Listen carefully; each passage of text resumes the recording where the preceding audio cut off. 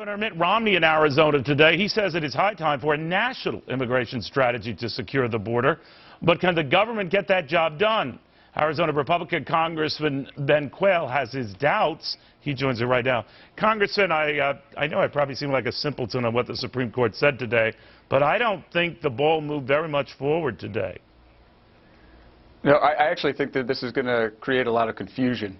And you were talking to Sheriff Joe about it, is that when right now with the Supreme Court ruling, it says that the state and local law enforcement officials have the ability to ask for proper identification to see if somebody's there illegally, but then what happens after that? Right, if you go and turn over an illegal or suspected illegal to ICE, and then ICE says, well, actually, we're going to have it up to our discretion and not actually process and take them into custody, then you have a very big issue of what happens at the state level and the local level when they're trying to enforce the federal law and the federal officials aren't going to do it.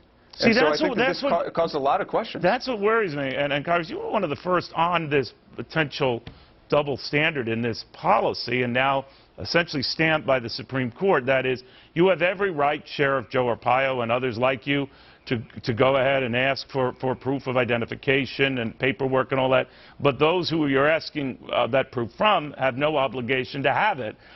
Leaving that aside, it would put authorities who are trying to honor the federal law and deal with illegals in legal harm's way themselves, right? They will bring who they suspect of being illegal immigrants to the Fed's attention.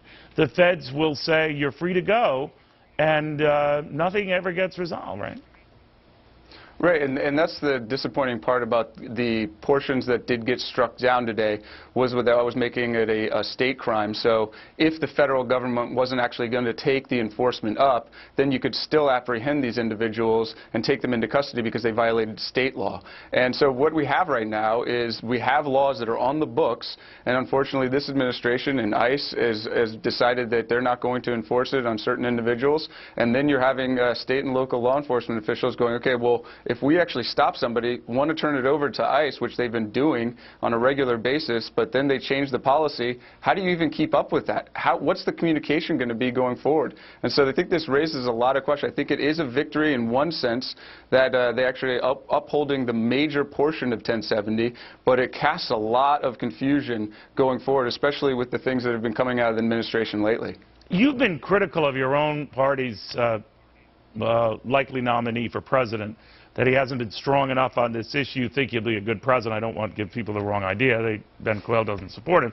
But that on this issue, more to the point, he's maybe, you didn't say this, but being a bit too vanilla. That is supporting the fact we've got to correct our illegal immigration policy and develop a standard, not accepting the president's plan to essentially allow 800,000 plus children of illegals to stay here.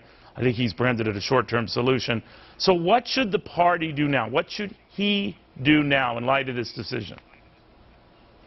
Well, I think that first and foremost is that we have to make sure that we are actually standing by what the constitutional framework is with separation of powers and co-equal branches of government, which is something that the president just eviscerated the other Friday. I know there's been some examples on how a president could use or not enforce certain laws, and one of the examples is that he could get up the next day and say that he's not going to enforce the tax code against a certain sector of people, and that in essence is creating new laws. And so I think that Governor Romney should be up and talking about this and really hammering it home, saying, look, we are a nation of laws. We need to enforce our laws, and we can't let the president go around Congress and disregard how our legislative process is supposed to work. And I think that that's a winning argument, and I hope that he will actually take that up and really make this case to the American people that the president is going against our constitutional framework and up into election. What would he do in the next 4 years if he was given that opportunity?